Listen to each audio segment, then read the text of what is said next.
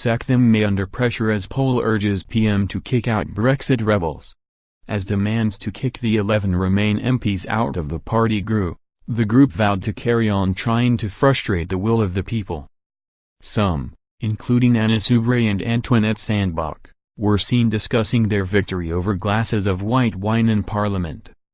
Fellow Tory Nadine Dorries called for all of them to be sacked, and was backed by an overwhelming majority of Daily Express readers.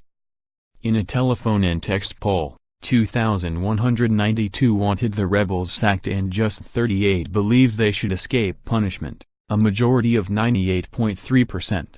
Ms. Dorries said the rebels' true colors emerged as they rejected concessions offered by the government to pass an amendment calling for a meaningful vote in Parliament on the final Brexit deal and were high as kites on the vapor of their own self-importance.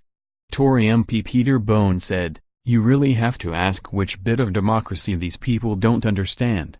There is an issue of sour grapes here because many of them are former ministers who have lost their jobs. But actually people need to realize that what they were trying to do is stop Brexit.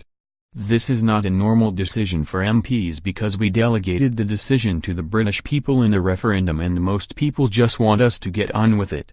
Fellow Tory MP David Davis said, "These arrogant people just think that the views of ordinary, decent people who read papers like the Daily Express shouldn't be listened to and they should ignore the referendum result. I am sure voters will take notice of what they have done in the contempt they have for democracy."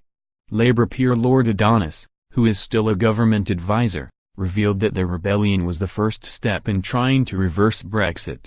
Veteran Labour MP Kate Hoey, who backs Brexit and voted with the government, said, "This comment by Lord Adonis shows what many of those voting last night really want, stopping the UK leaving the EU by any means."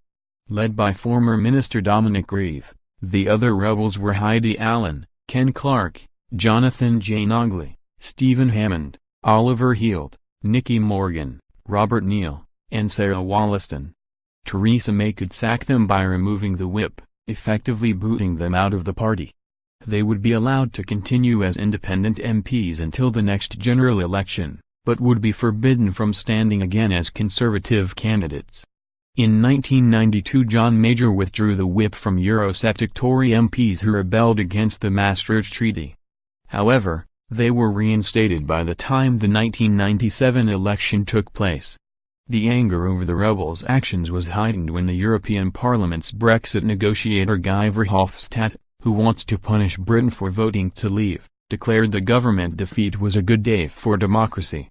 Mr. Grieve and his fellow Remainers have already threatened another backbench revolt as they seek ways to use parliamentary procedure to overturn the referendum vote. He said, "I hope very much it won't be necessary because I have no desire to defeat the government or be involved in the government's defeat a second time." He added, "I'm sorry if colleagues think ill of me but it's not going to affect what I do one jot."